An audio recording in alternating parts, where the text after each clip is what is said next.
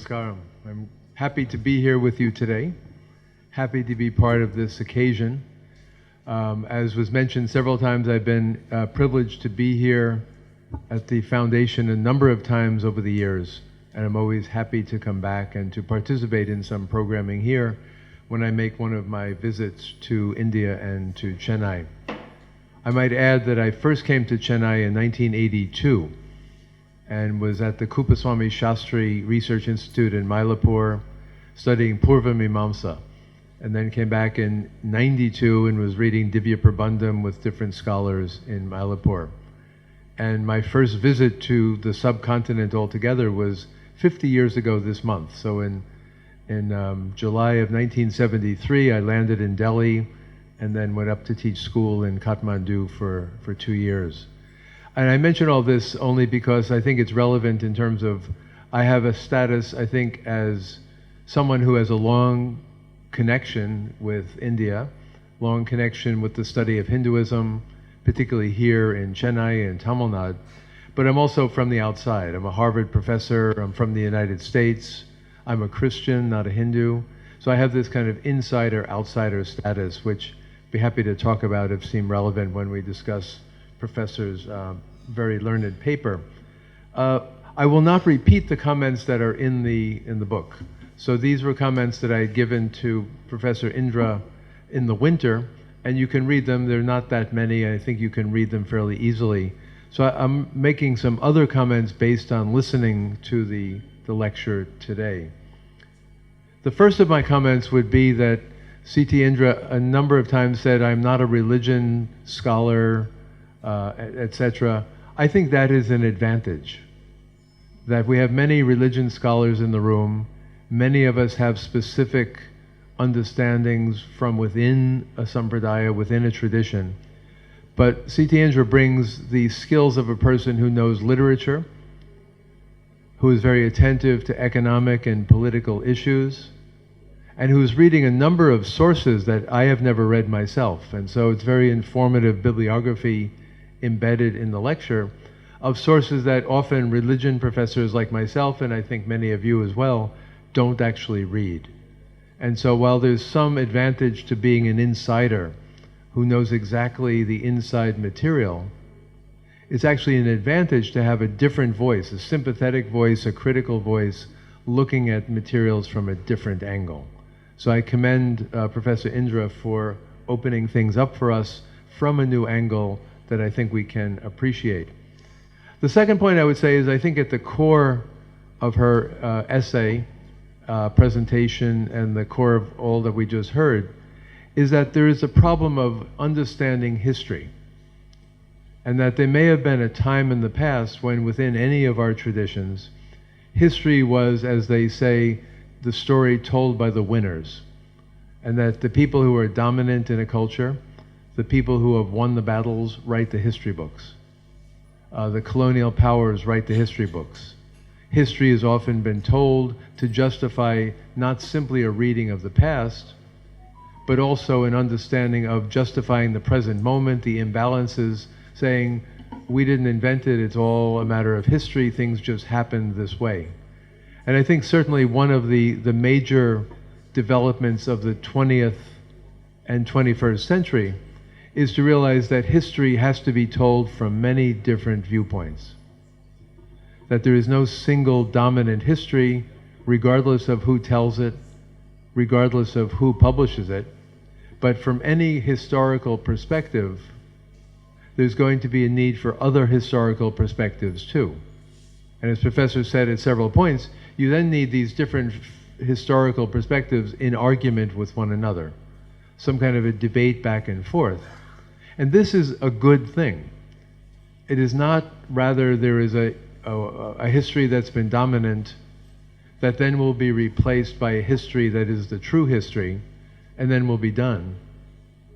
But that in any given decade, and then 5 decades, 100 years later, there'll still be debates about the meaning of history, the meaning of early India, the meaning of Emperor Ashoka, the meaning of the different dynasties in South India, the meaning of the Portuguese coming, the British coming, the meaning of the past 75 years since independence, the globalization of Western power. All of these are historical issues that I think have to be read from multiple perspectives, because it is illusory to be looking for a single perspective. And I think what Professor has done for us in her lecture is not to give us simple answers better than the old answers, but to show the problematic nature of the condition we are in, and that the need to see and debate these issues from multiple perspectives. And I would say that also I think it follows fairly clearly from the logic of her thinking, is that religion too has a multiple history. And that while we have within the traditions to which many of us belong in this room, insider histories, revered histories that go back hundreds or thousands of years, there is no exemption for religion and faith from the telling of multiple histories. And I think what happened in the past, on the one side we may have had what we might call hagiographical accounts within the Christian tradition or the Jewish tradition or the Hindu traditions. Different sampradayas where the acharyas are only perfect, where everything has always gone smoothly, and where all the errors were only made by outsiders. I think we realize in the 21st century that if history is an open field, and if history has many arguments and many different viewpoints, it is a good thing that different scholars who know their history, who are doing their homework, see the history even of a religious community from different angles over time. And so this is not a mistake, and I think personally it's not an insult to a religious tradition to say, well, I, from my perspective, see this differently. And I think to some extent, many of the modern Western scholars who write about Hinduism are bringing in new perspectives. Rajiv Malhotra, with his writing, is bringing in a fresh perspective that needs to be heard. And I think C.T. Indra, with her presentation today, is also opening up further possibilities about how to read India religiously. I would add, too, at this point, sometimes people think that the Western scholars are very tough and very critical against Hindu traditions or traditions in India. It would be very illuminating if you would read some of the writing historically that's done about Christianity in the West. Because some of the writing by scholars is actually quite fierce about undercutting the dominant perspectives of the Roman Catholic Church or the papacy, undercutting the ways in which the dominant forms of Christianity in parts of Europe need to be uncovered and exposed, how religious leaders are often caught up in economic motivations, how the sad and long history of slavery in the West was often tied in with religious as well as secular organizations, and on and on. And reading the Bible even as a book that is a particular perspective on the history of the Jewish people, saying that there are other ways of looking at the same material that at first can seem very negative, very critical, but in the long run, scholars say, if we see it from multiple perspectives and are not insulted by new perspectives, then we're actually better off. So when people say, well, look at the way they are studying Hindu traditions, look at the way they're maliciously looking at India from the outside, it may help, it may be a consolation or not, to realize that many scholars are doing the same thing with the religious traditions of the West.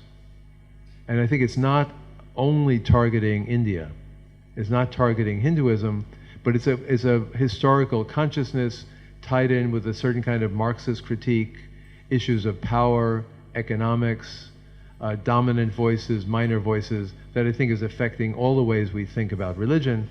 And again, I think Professor's paper perfectly opens the way to take this all seriously and calmly without being upset by it. I would add then that because there's so much historical work being done, incredible work being done on the history of South Asia, the history of India, the history of different religious traditions, we're only at the beginning of a period that will go on for more years. That people may be impatient and say, let's get this over with. Let's defeat the voices that are negative. Let's speak positively of how the right history is to be told and get it done with.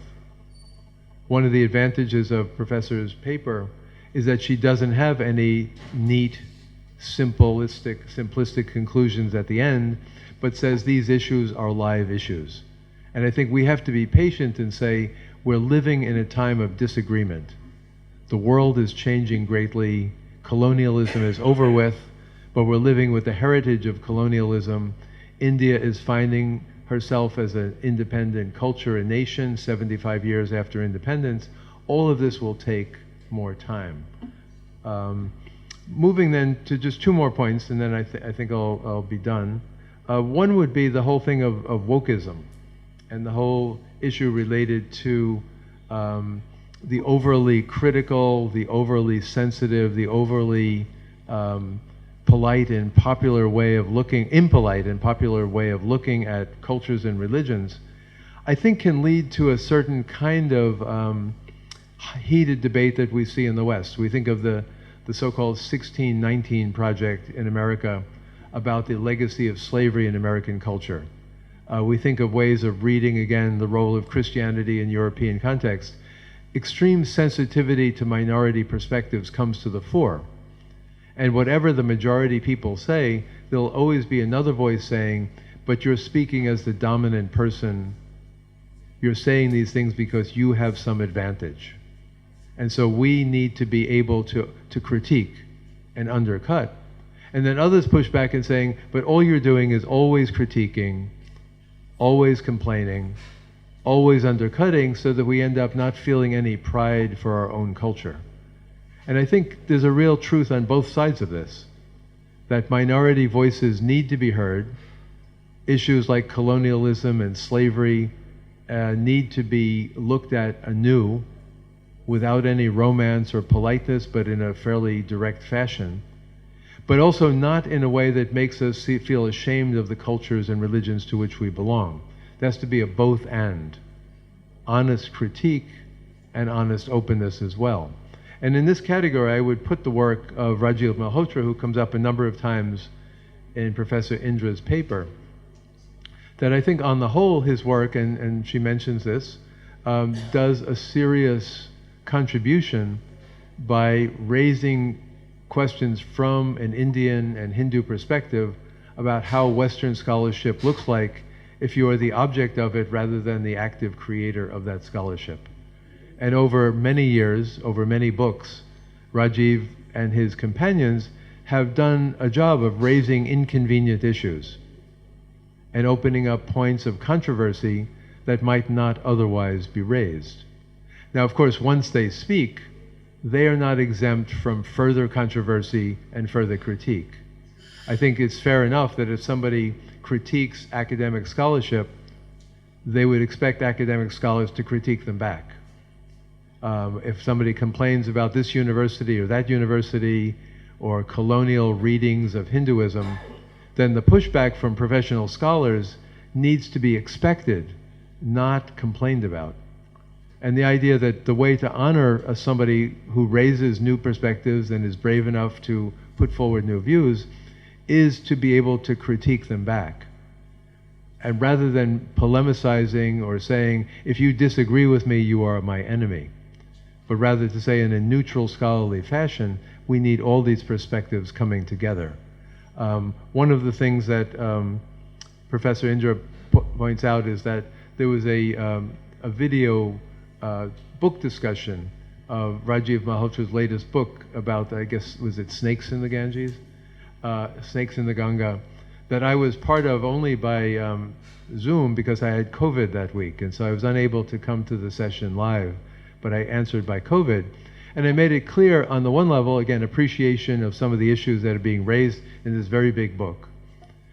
Secondly, that there were specific claims being made about different institutions at Harvard, different centers at Harvard, that I thought it was much more appropriate for Rajiv and his companions to talk to those people and not to me. That therefore I tried to be neutral about some of the critiques of Harvard because those people are living, those people are on campus, and they can be talked to, and it was not my job to take sides in such controversies. My impression, though, I would say, of the Mittal Institute, for instance, is that there are many good people doing much good work. Certainly any institution in a rich and powerful university like Harvard, you're going to wonder where the money came from, where the power and the influence are, of course. And I don't mean that any of these institutions are beyond critique, but seeing the programming of Mittal at Harvard, I visited the offices in New Delhi a couple of weeks ago. These are good people doing good work. And to demonize them as the problem, I think, wouldn't really help the conversation. The final thing I'll say is that it was remarkable in the book, Rajiv's book, and I think this obliquely comes out in the paper, is that the critique of Harvard as an institution notably left out what Professor Indra brought out toward the end, the teaching of religion at Harvard. You mentioned very kindly Professor John Carman, who's still living. He's way up in his 90s now, a venerable figure, but did wonderful work on theology of Ramanuja and so on like that. And then you kindly mentioned my own work. Could add other colleagues like Parimal Patel, who does Indian philosophy, Diana Eck, who has a long, illustrious career writing about Benares, all the way up to religion in America today. There's all kinds of work being done by religion scholars at Harvard that don't figure in some of these critiques of Wokism at all. And it's just interesting that to talk about Harvard and to talk about the critique of the way Harvard does things and never mention the Divinity School, never mention the Committee on the Study of Religion, it could be said, well, that's another book, and there probably will be another book, and that's fine. But to get a full balance, we have to be able to look at the political, the economic, the social issues on the one side, but also see the good work that's being done in the study of religion, including the study of Hinduism. So I think it's a complicated set of issues that need to be opened up by taking any tradition, looking at it holistically, and any institution looking at it holistically, and not saying, I will find what's worst about your tradition and complain to you about it, because that's what missionaries often did. Let's find what's worst about Hinduism and then critique it. It would be ironic if people writing the balance today would look around at scholars and say, here's what's worst in your work, I will now attack you, or this university, what's worst at the university, I'll attack that. We need to be much more humble, I think, and open in order to understand and have a better conversation than the not so good conversations in the past. But I finished by, again, commending Professor Indra for a brilliant presentation that I think brings a fresh perspective and opens up so many good points for us to think about today. So thank you very much. Thank you, Professor Clooney, for your response to Professor Indra's commentary. I now invite Professor S. Paneerselvam to share his response on Professor Indra's commentary.